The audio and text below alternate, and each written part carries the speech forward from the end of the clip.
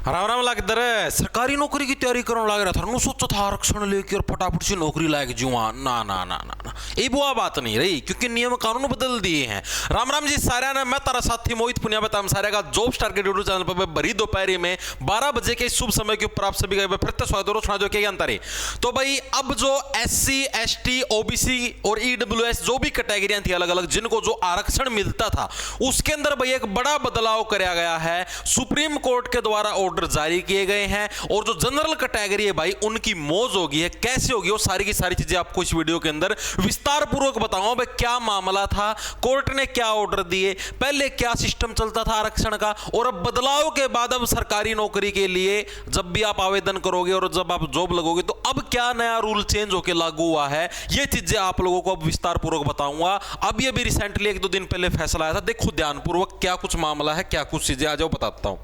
देखो भाई पहले तो तुम लोग मामले को समझो, मामला था क्या, उसके बाद आगे चलेंगे। मामला पता हो तभी तो आगे चलोगे। मामला क्या था कि रेलवे प्रोटेक्शन फोर्स जो RPF की जो भर्ती थी कांस्टेबल और SI की, इस भर्ती प्रक्रिया में कुछ उम्मीदवारों ने आरक्षित श्रेणी के लिए उम्र व शारीरिक मानदंडों में राहत ली थी। जैसे आप लोगों ने देखा हो, जैसे अभी यूपी पुलिस की भर्ती आई थी, हरियाणा पुलिस की आती है, कोई भी और आती है तो उसके अंदर मैक्सिमम बच्चे ऐसे बोलते हैं हमें उम्र के अंदर छूट दो, हाइट के अंदर छूट दो, वो सबको मिलती है। अगर आप SC कैटेगरी से हो, ST कैटेगरी से हो, OBC से हो, EWS से भी हो तो आपको क्या है उम्र के अंदर भी छूट मिलती है। जैसे मान लिया 18 से 25 साल की फॉर्म भरने की उम्र है तो अगर आप इन कैटेगरी से बिलोंग करते हो तो आपको 18 से 28 का मतलब 3 साल की छूट मिल जाती है फॉर्म भरने से रिलेटेड। अगर आप SC ST से बिलोंग करते हो तो 5 साल की छूट भी मिल जाती है। ये रूल बनाए हुए थे। हाइट के अंदर भी आपको छूट मिलती है बकायदा। भाई आप इन कैटेगरी से हो तो आपको जैसे मान लिया नॉर्मल पुलिस कांस्टेबल के लिए जनरल से 170 सेंटीमीटर हाइट की जरूरत होती है और अगर आप इन कैटेगरी से हो तो आपका मान लिया 2 सेंटीमीटर की छूट दे दी, 168 में भी काम चल जाएगा, 167 में भी काम चल जाएगा। यानी इस टाइप की आपको छूट मिलती थी अभी तक का जो रूल था उसके हिसाब से, ठीक है जी। उन उम्मीदवारों ने जनरल या अनारक्षित श्रेणी में कट ऑफ अंक से अधिक अंक हासिल किए थे और उनके आवेदन जनरल श्रेणी की रिक्तियों में स्थानांतरण के लिए हाईकोर्ट में मामला चला। मतलब कैसे क्या कुछ मामला था आपको बताता हूं। जैसे कि अब रूल क्या होता है, जैसे मान लिया आप SC कैटेगरी से हो, ठीक है, आपको एक एग्जांपल के माध्यम से समझाता हूं। ये देखो, ये मैं एक एग्जांपल लेके आया हूं आप लोगों के लिए। जैसे कि मैंने एक कट ऑफ लिस्ट बना दी एक, ठीक है, बस जनरल कैटेगरी है, UR कैटेगरी की मान लिया कट ऑफ लगी, कोई भी एग्जाम है 80 पे कट ऑफ लगी, बस 80 प्लस अगर जिसके भी नंबर है तो UR कैटेगरी के अंदर उसका सिलेक्शन हो गया। EWS की 75 पे, OBC की 74 पे, SC की 67 पे और ST की 62 पे। अब मान लिया कि 2 व्यक्ति तो हैं, एक ये A व्यक्ति है, एक ये B व्यक्ति है भाई, ठीक है जी। A व्यक्ति मान लिया मैंने कि आपका जनरल कैटेगरी से है और B व्यक्ति मैंने मान लिया आपका SC कैटेगरी से, ST से मान लो तुम, ST से मान लिया मैंने, ठीक है भाई।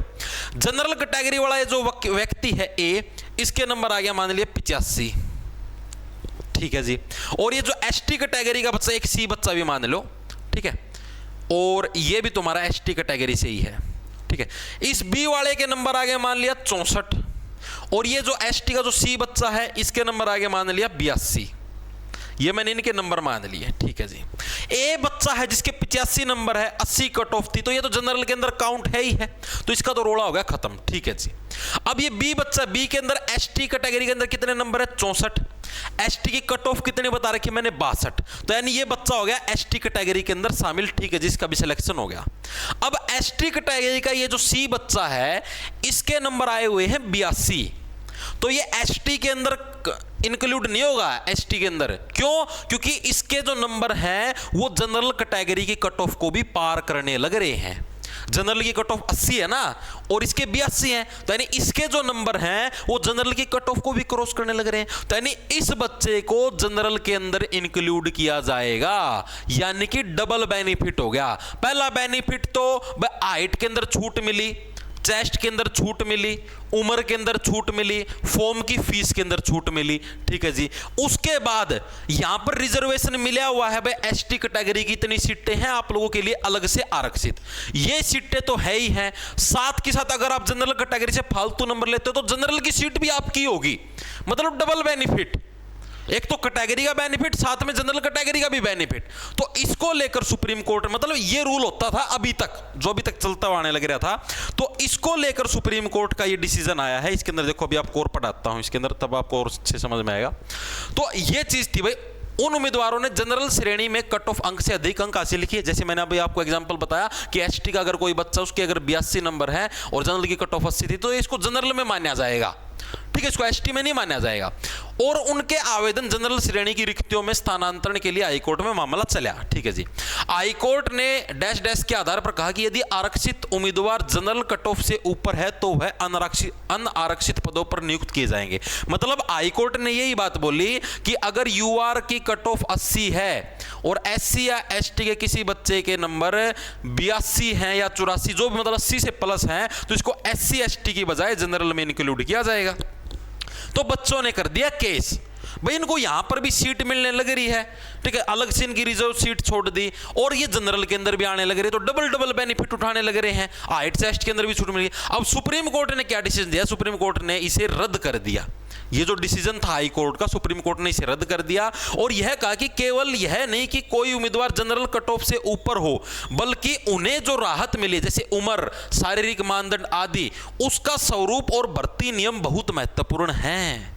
ये चीज बोलेगा, मतलब कि सुप्रीम कोर्ट ऐसे बोला कि ये चीज ठीक है भाई, ये सरकार ने बना रखे हैं, रूल बना रखे हैं, इस हिसाब से रिजर्वेशन मिलेगा, ठीक है, इससे हमें कोई दिक्कत नहीं है। लेकिन ये चीज भी तो देखो भाई, उसको ऑलरेडी उम्र के अंदर शारीरिक मानदंड यानी फिजिकली फिटनेस जो भी है भाई, हाइट चेस्ट है, उसके अंदर भी छूट मिल चुकी है। यानी डबल डबल रिजर्वेशन तो मत दो भाई, आप छूट। जैसे मान लिया किसी के अंदर एक ही एग्जाम होना है, अब जैसे मान लिया आपको क्लर्क लगना है, क्लर्क के लिए मान लिया हरियाणा के अंदर, यूपी के अंदर, दिल्ली के अंदर कहीं पर भी आपको क्लर्क लगना, तो सिर्फ एक ही एग्जाम है, मान लो स्टेट एग्जाम जो मान लिया, ये आपने एग्जाम दिया, इसके अंदर भी यही सिस्टम होता है भाई।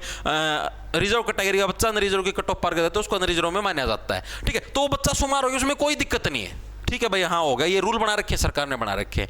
लेकिन अगर वो पहले से ही कोई और बेनिफिट लेने लग रहा है, दौड़ का समय भी उसका फालतू मान लिया, या फिर उसकी हाइट छाती के अंदर उसको रिलैक्सेशन मिलने लग रही है, उम्र के अंदर भी रिलैक्सेशन मिलने लग रही है, तो उस केस के अंदर आप उसको डबल डबल रिजर्वेशन नहीं दे सकते।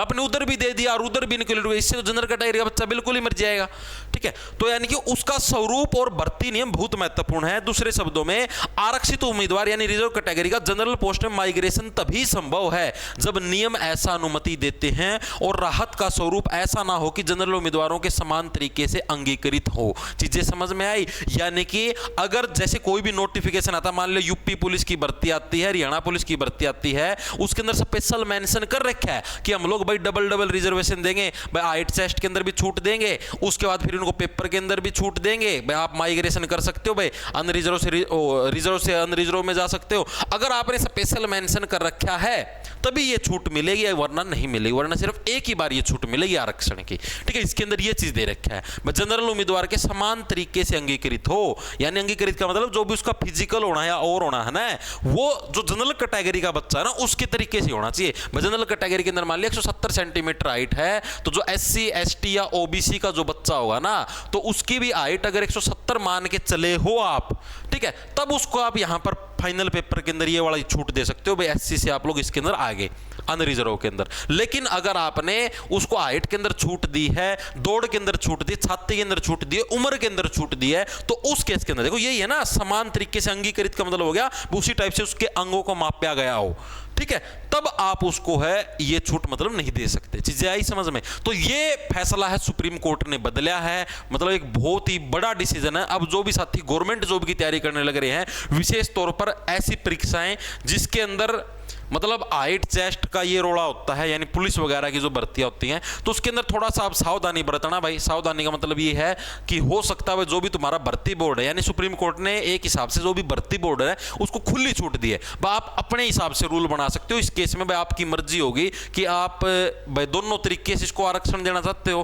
भाई, हाइट चेस्ट के अंदर भी आपने छूट दे दी, पेपर के अंदर भी आपने छूट दे दी, और अगर आप सिर्फ एक ही बार देना चाहो भाई, सिर्फ या तो हाइट चेस्ट की छूट ले लो या पेपर के अंदर छूट ले लो, मतलब कि आपके ऊपर डिपेंड है, भर्ती बोर्ड के ऊपर डिपेंड है, आप किस हिसाब से छूट देना चाहो, आप नोटिफिकेशन में ये चीजें डाल सकते हो। तो ये रूल चेंज होया है भाई आपका एससी एसटी और ओबीसी के आरक्षण से रिलेटेड।